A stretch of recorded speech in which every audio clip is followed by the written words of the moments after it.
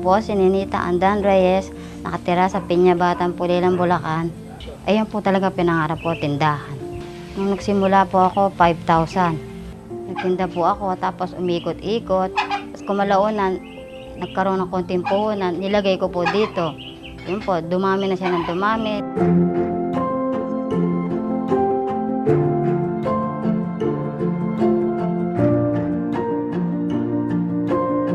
Ilang taon na po siya, napapalago ko, di ako na rin nakukuha yung baon ng mga anak ko.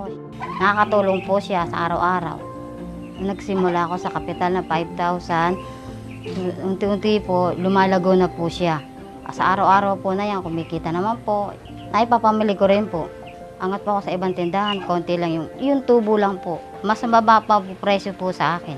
Minsan po konti. Ang gagawin po ng mga anak ko, di po, nagtatrabaho. Bibigyan ako, nanay, sige, bumili ka, dagdagan natin yan. Yun po. Kasi mga anak ko po, kasi dalawa na po yung nagtatrabaho ko. Pag yung sumasahod po, sisingit ko ng konti, nadadagdagan. Hindi ako nababasyo sa tinda ko, araw-araw po yun.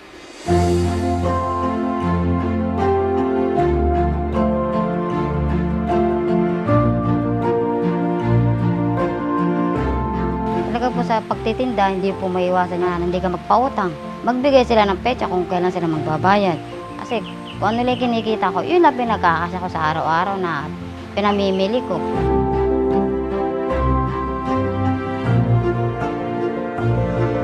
Nakilala ko ang DTI Negosyo Center. Pumunta po ako ng munisipyo. Nagtanong-tanong po ako, tapos po may fill up po ng mga form. Dahil po sa impormasyon, nakasali po ako sa first batch para po sa additional capital na ibinigay po ng puhunan ng DTI Negosyo Center sa pamamagitan po ng Livelihood Seeding Program. Tuwan-tuwa ako nung nabigyan ako. Dahil po sa bigay ng DTI, nadagdagan po siya na hindi siya nagsasara, okay naman po siya sa araw-araw, ganun. Yung bagay na iba, wala na, diba? Ako ayan pa rin. Kung ilang taon na siya, ayan, tindahan pa rin. Pinaka-importante po yung pakikisama sa tao. Mangutang sila, pahirap. Open po yung tindahan ko. Kung gusto nila mangutang, kung wala silang pambayad, pautangin ko naman po sila, ganun. Pag nagbayad sila, pamimili ko na, ganun. May mga frozen, ganun.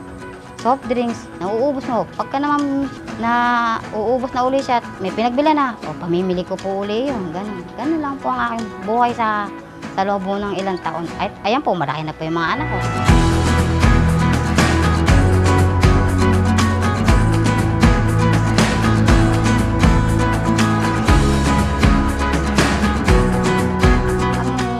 Bibigay ko lang advice sa kanila, patuloy lang nila yung tindahan, kahit nga may konting nangungutang, bigyan pa nila.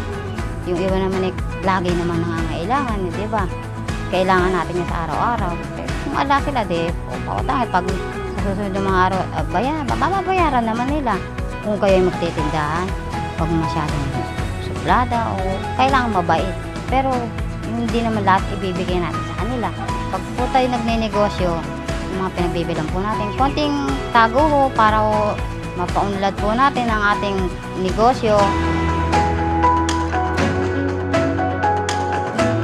Ay sa akin pong natanggap na livelihood ng DTI Negosyo Center, ay malaking tulong po yan sa araw-araw.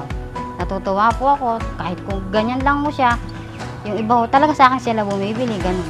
At mga 2-3 na tumaas, okay na po yun, tubo kung ganun, masaya na po ako. Napakalaki yung tulong po ng DTI Negosyo Center na yan. Ang nabigay po ng tulong ng DTI po ay mga kape, asukal, madami po siya no. Isang tray po gano'n, tuwan-tuwa na po ako.